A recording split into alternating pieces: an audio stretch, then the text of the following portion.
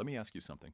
Have you ever walked into a room, said something, and watched everyone continue as if you never existed? It's not that they hate you, it's that they don't register you as someone worth noticing. You've been classified, quietly, subconsciously, and instantly, as one of the irrelevant ones. Not because you're weak, but because you've been conditioned to act weak. In school, you were punished for speaking your truth. At work, you were taught to smile more. In relationships, you were rewarded for being agreeable. So now, you walk like you owe people something. You smile before they do. You adapt. You apologize for existing without realizing it. And people smell that energy. They treat you accordingly. But if you follow what I'm about to show you once, the shift is so brutal and permanent, you'll wonder why you ever lived the other way. Let's begin. Most people enter a room like they're sneaking into their own life. They walk fast, shoulders tight. They avoid eye contact. They ask for space without saying a word. But here's the punchline. People don't give space. They respond to it. If you act like a background character, you'll be treated like one. Because that's exactly how the brain works. Humans are tribal animals. We evolved to feel hierarchy without anyone saying a word. And in every room you walk into, a silent question gets asked. Who here has value? Who here takes up space confidently? Who here believes they matter?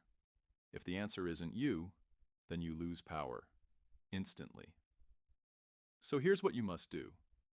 Stop apologizing for your truth. That includes explaining every opinion to make sure no one's offended, diluting your jokes so everyone laughs, saying sorry before you speak. You want to be respected? Then say what you think without softening the edges. Hold your silence like a weapon. Let your presence disturb their certainty. It doesn't make you arrogant. It makes you undeniable. This will sting. You've been laughing at things you don't find funny. Why? To be polite, to fit in, to not make it awkward. But every time you laugh at a bad joke, you reinforce this identity. I'll do anything to keep the vibe comfortable, even if it's fake. Let me tell you what that actually tells them. You're easy to influence. You're emotionally dependent. You're seeking approval. And when people sense that, they start to test you, interrupt you, ignore your ideas. All because they know you won't break the flow. But here's the glitch in their social matrix. Silence breaks people. Try this. When someone says something you don't agree with, say nothing. When someone makes a weak joke, don't force a laugh. Just hold the moment. Let it breathe. Watch their discomfort. You'll notice something fascinating. They start to adjust to you. They recalibrate your status. Because suddenly, you're not trying, you're watching. And people respect the one who doesn't need the moment to be pleasant. Nice people finish last. Not because they're kind, but because their kindness is leaking from fear. You say yes because you don't want them to dislike you. You overcommit because saying no makes you uncomfortable. You tolerate things that drain you because confrontation feels risky. But here's the truth. Every time you say yes when you mean no, you teach the world that your boundaries are fake. And if your boundaries are fake, then so is your identity. Here's the shift.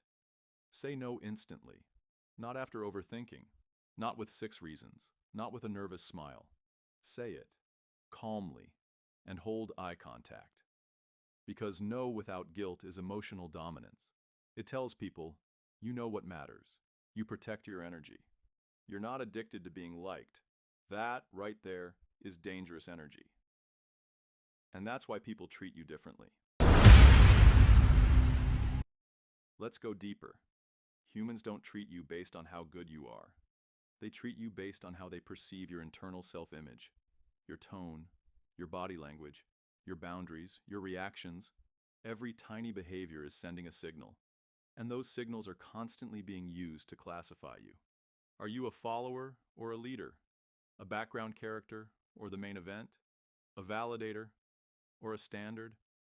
And the moment they put you in one of those boxes, you will be treated accordingly. So if you're kind, polite, and agreeable, but also soft, nervous, and reactive, they will smile at you and never respect you. That's the truth.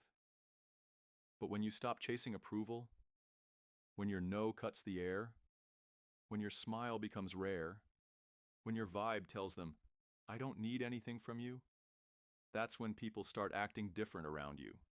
They ask for your opinion. They pause when you speak. They watch you walk, not because you're loud, but because your energy is undeniable. This isn't some slow spiritual growth journey. It's instant. Say no once, without guilt. Hold back one fake laugh. Walk into one room like you belong in it more than anyone else, just once. And the world tilts. The silence shifts. The eyes follow.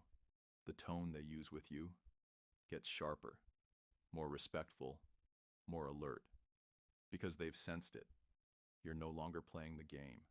You're setting the rules. You're not here to please. You're here to be. And that energy, it doesn't need to be loud. It doesn't need to be explained. It doesn't even need to ask for respect, because it commands it.